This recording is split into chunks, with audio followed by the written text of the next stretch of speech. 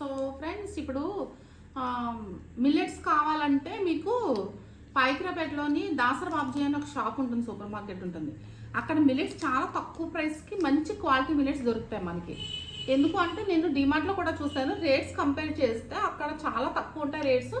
That ప్యాకెట్లో మంచిగా ఎక్కువ క్వాంటిటీలో క్వాలిటీగా ఉంటాయి అన్నమాట. మనకి జొన్న ఇడ్లీ రవ్వ, తర్వాత అన్ని రకాల ఇడ్లీ రవ్వలు, రాగి ఇడ్లీ రవ్వ, మిల్లెట్స్, అన్ని రకాల మిల్లెట్స్ మొత్తం సమస్తం అక్కడ దొరుకుతాయి.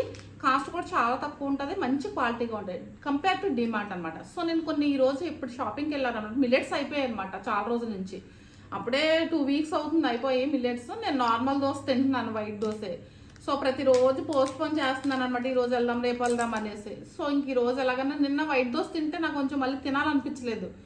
సో అందుకనేసి ఇంక నేను ఈరోజు మిల్లెట్స్ పర్చేస్ తీసుకొచ్చాను అనమాట. మీకు చూపిస్తాను నేను ఏమేమి మిల్లెట్స్ వాడుతున్నాను.